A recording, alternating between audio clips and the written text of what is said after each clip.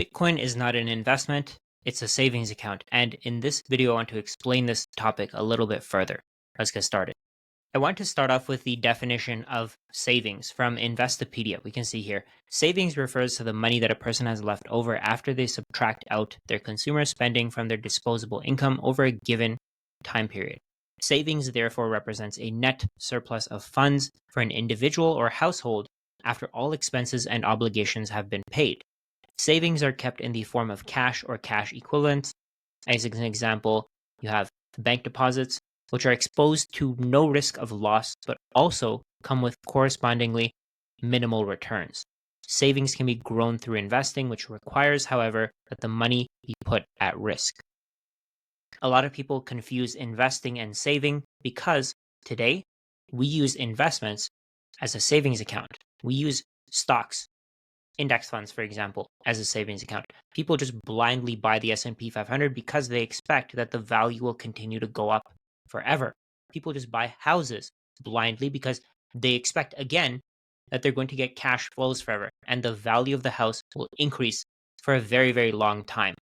The reality, though, is that the only reason why we think this way is because these markets are artificially pumped with new money constantly being added to the system. Investing is different from saving. Investing is the act of putting money into a project or asset with the expectation of earning a financial return. The goal is to generate profits that exceed the amount of the initial investment. Here are some ways to invest: buy and sell assets, buy assets that generate income, invest in securities. Investing differs from speculation, which involves trying to get a profit from short-term price fluctuations. Investors typically look for returns over a longer period of time, such as months or years. Investing involves risk, meaning you might lose some or all of your money. Your risk tolerance depends on how comfortable you are with the fluctuations in the value of your investments and your ability to withstand financial loss. Now, you might be thinking that Bitcoin's price is volatile. You could lose a lot of money if you buy Bitcoin. Bitcoin's price could increase, it could decrease. It can go from the current price to 50% higher or lower within days. And I get it. This is really confusing for a lot of people. But you have to understand that Bitcoin is only volatile and it's acting like an investment because it's a brand new asset. It's being valued in something that can be created out of thin air. So over time, the price of Bitcoin, the price that we see in the market, will continue to rise. It'll rise forever because, again, I've said this in so many of my videos, the dollar can be created out of thin air, and over time, more and more dollars will chase Bitcoin until all of the dollar demand for Bitcoin has been fulfilled. The price will continue to rise, and I'm assuming that the dollar demand for Bitcoin isn't going to stop at $1 million. It's not going to stop at $2 million. It's not going to stop at $5 million, $10 million, $100 million. It'll keep rising because you can create dollars out of thin air, but you can't create Bitcoin out of thin air. So the people who have dollars, if they want Bitcoin, they're going to have to offer more and more dollars for Bitcoin because the amount of Bitcoin that's being sold at the current price is always going to run out. We're always going to run out of Bitcoin at the current price. We're going to see this over time. Over 4-year periods, the price of Bitcoin always rises. If we look at the average price of Bitcoin, the 4-year average price of Bitcoin, it always goes up. This chart shows you the price of Bitcoin over time. The line at the bottom shows you the simple moving average over the last 1,458 days. You can see here, the line goes straight up. It doesn't stop going up. It continues to go up. The day-to-day price, though, it's volatile. It fluctuates. It goes up, it comes down. It's based on supply and demand. If people emotionally buy and sell Bitcoin, of course, the price is going to rise, the price is going to fall. It'll continue to rise and fall. What you should be focusing on is the higher lows. Over time, we constantly see the price of Bitcoin going up because the number of people who want to hold Bitcoin forever will continue to rise forever. The amount of Bitcoin available at every single price will continue to be wiped out. The number of people who think Bitcoin is worth less from what it is today will always run out. For example, If the price of Bitcoin today is $100,000, it means that people who own Bitcoin are willing to sell some for $100,000. You can only own a finite number of Bitcoin. And if somebody thinks that the price isn't going any higher, of course they're going to sell. If somebody wants to pay for, let's say, their expenses, if they just use Bitcoin as a savings account, of course they're going to sell some of their Bitcoin. But over time, the people at every price will run out. That's why we see the prices constantly going higher. So why is Bitcoin a savings account if the price continues to rise forever and you can make massive profits from just holding over the long term? The reason why Bitcoin's price continues to rise is because most people have no allocation to it. Most people have never even bought a little tiny bit of it. Most people have zero allocation, and all of these people are starting to buy it. Bitcoin is becoming monetized. Money is supposed to be used as a store of value, medium of exchange, and a unit of account. More and more people are using Bitcoin as a store of value. And that's what makes it a savings account.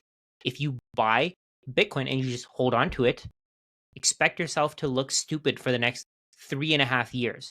4 years from now, you're going to look like a genius.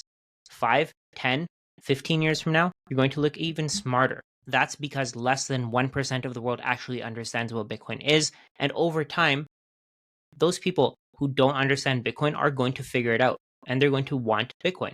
I've never met someone in my life who understands Bitcoin and doesn't want more. Even if they have 100 Bitcoin, even if they have 1,000 Bitcoin, they constantly want more because they know for a fact that this thing is finite. They know for a fact that this thing is going to increase in value over time. So why wouldn't they want more? If they're producing more value than they're consuming, the best way for them to save is in Bitcoin. The reason why gold has always been the best savings tool in the world is because it doesn't change over time. You know exactly what you have, and over time, you can purchase the same number of things with that gold. For example, 2,000 years ago, you could buy a fine men's suit for 1 ounce of gold. Today, again, you can buy a fine men's suit for 1 ounce of gold. Gold is a great savings account because it maintains its purchasing power. Another important concept that you have to understand about gold is that it doesn't change over time. Gold that was mined, let's say 5,000 years ago, has the exact same characteristics of gold that was mined today. That means that over time, what you have doesn't change. We can expect that it'll remain the same over the next 5,000 years. People assume that it'll be the same thing 5, 10, 15,000 years from now. So they want to buy as much as they possibly can. This is what makes gold such a great savings account. Gold is risk-free. If you hold an ounce of gold, the only risk that you have is that maybe you bought tungsten that was covered in gold. It's a tungsten bar that's plated in gold. That's a risk. But if you have 99.9% pure gold from 1,000 years ago versus today, you have exactly the same thing. The person who holds that gold has the value, and that's what makes it a savings account. Bitcoin works exactly the same way. You could have mined Bitcoin 15 years ago, and you can use that Bitcoin to pay the transaction fees on the Bitcoin network. Same thing applies for the Bitcoin that's mined today. If you own Bitcoin, it doesn't matter when it was produced. You can use it to pay the transaction fees on the Bitcoin network, meaning that you can move that Bitcoin. You can use it to either store value, you can use it to send value to someone else. It doesn't matter when the Bitcoin was created. All Bitcoin have the same characteristics. So if you hold Bitcoin, you know exactly what you have. One Bitcoin can be split into 100 million units called Satoshis. So let's say you own 1,000,000 Satoshis. Let's say you own 10 million Satoshis and you hold on to those Satoshis. You keep your private keys safe. Let's say over the next 10, 20, 30 years, you know for a fact that you have those private keys. You know for a fact that that Bitcoin is there. You have the exact same number of Satoshis that you had years, decades ago. This is what makes Bitcoin a savings account. The certainty that comes with owning Bitcoin is what makes it so great as a savings vehicle. Today, most people use dollars as their savings account. We have no idea how many of these things will exist in 20, 30, 50 years. On the other hand, we know exactly how much Bitcoin will exist up until 2140. Actually, for the rest of our lives, we know for a fact that there will never be 21 million Bitcoin. There's always going to be less than 21 million Bitcoin in existence. So like I said, savings are supposed to be risk-free. If you understand how Bitcoin works, if you understand how the protocol works, if you understand how the protocol is governed, you know for a fact that Bitcoin is risk free. There will never be more than 21 million Bitcoin. If you store your value in the Bitcoin network, if you put your resources, your time, your energy, your effort, you produce value, and then you store it in Bitcoin, you know for a fact that your savings will never be debased. Your savings will never be stolen from you. You'll never be manipulated. You'll never be gaslit into thinking that corporations are the ones that are stealing from you instead of your government. This is the point of Bitcoin. Bitcoin is a savings account. It's not an investment. It may perform like an investment today because most people have no idea what it is, but over time, we're going to see that Bitcoin's returns are going to decrease. We're going to see 3 to 5% returns once we go to a Bitcoin standard. In terms of US dollars, Bitcoin's price will always increase massively. We're going to see 30, 50, 75% returns year over year because the US dollar is worthless. It can be created out of thin air. More and more dollars will chase Bitcoin no matter what. As more people adopt this thing, the price will become less volatile. It will be used as a medium of exchange, a unit of account, and a store of value. And I think over time, we're no longer going to want US dollars. The entire world is going to use Bitcoin as a savings account. The entire world is going to use Bitcoin to store their value, their production, their creativity.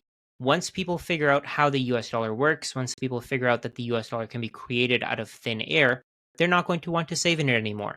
Once the people who don't have access to traditional assets like stocks, real estate, and bonds figure out how Bitcoin works, they're no longer going to want to save in dollars.